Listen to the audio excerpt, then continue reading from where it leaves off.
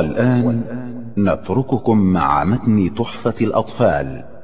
يقول راجي رحمة الغفور دوما سليمان هو الجمزور: الحمد لله مصليا على محمد وآله ومن تلا. وبعد هذا النظم للمريد في النون والتنوين والمدود، سميته بتحفة الأطفال عن شيخنا الميهي ذي الكمال، أرجو به أن ينفع الطلاب والأجر والقبول والثواب. أحكام النون الساكنة والتنوين. للنون إن تسكن وللتنوين 4 أحكام فخذ تبيني. فالأول الإظهار قبل أحرفي، للحلق 6 رتبت فلتعرفي: همز فهاء ثم عين حاء، مهملتان ثم غين خاء. والثاني إدغام ب6 أتت، في يرملون عندهم قد ثبتت. لكنها قسمان: قسم يدغما فيه بغنة بينمو علما، إلا إذا كان بكلمة فلا تدغم كدنيا ثم صنوان تلا.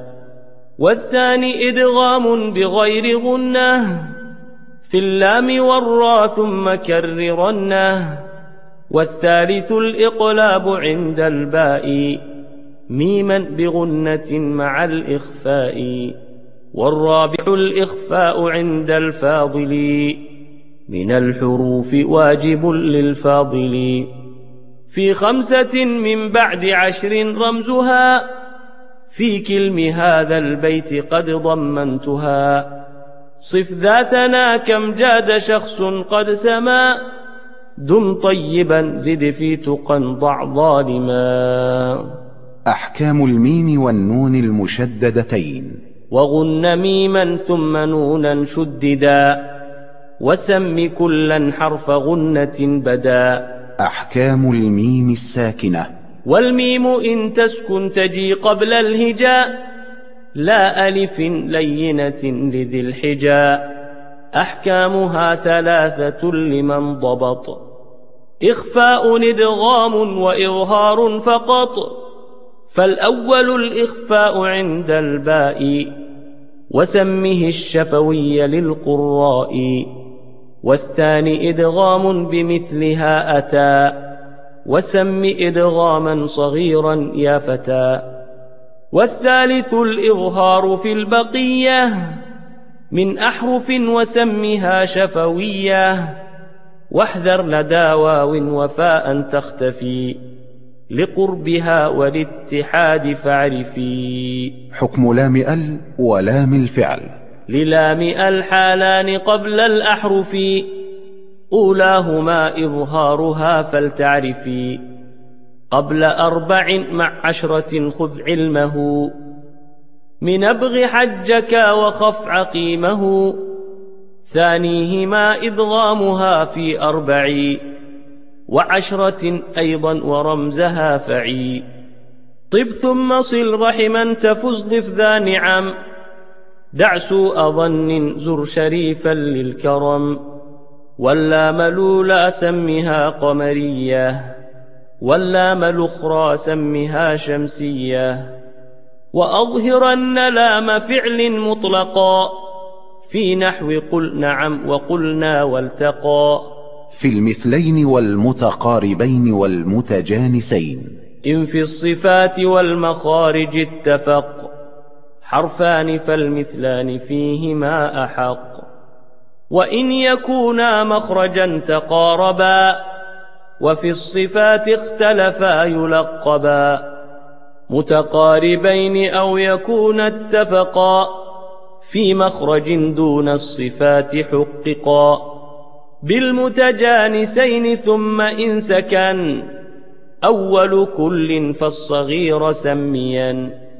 أو حرك الحرفان في كل فقل، كل كبير وافهمنه بالمثل. أقسام المد. والمد أصلي وفرعي له، وسم أولا طبيعيا وهو ما لا توقف له على سبب، ولا بدونه الحروف تجتلب. بل أي حرف غير همز أو سكون جاء بعد مد فالطبيعي يكون، والآخر الفرعي موقوف على سبب كهمز أو سكون مسجلا. حروفه 3 فعيها من لفظ واي وهي في نوحيها، والكسر قبل الياء وقبل الواو ضم، شرط وفتح قبل ألف يلتزم، واللين منها الياء وواو سكنا، إن انفتاح قبل كل أعلنا. أحكام المد.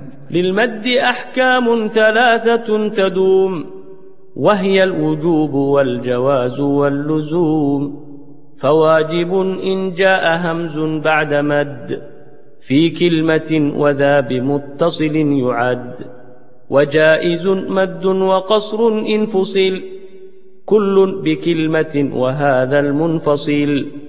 ومثل ذا إن عرض السكون وقفا كتعلمون نستعين، أو قدم الهمز على المد وذا بدل كآمنوا وإيمانا خذا. ولازم إن السكون أصلا وصلا ووقفا بعد مد طولا. أقسام المد اللازم. أقسام لازم لديهم 4، وتلك كلمي وحرفي معه، كلاهما مخفف مثقل، فهذه 4 تفصل. فإن بكلمة سكون اجتمع مع حرف مد فهو كلمي وقع، أو في ثلاثي الحروف وجدا، والمد وسطه فحرفي بدا. كلاهما مثقل إن أدغما، مخفف كل إذا لم يدغما.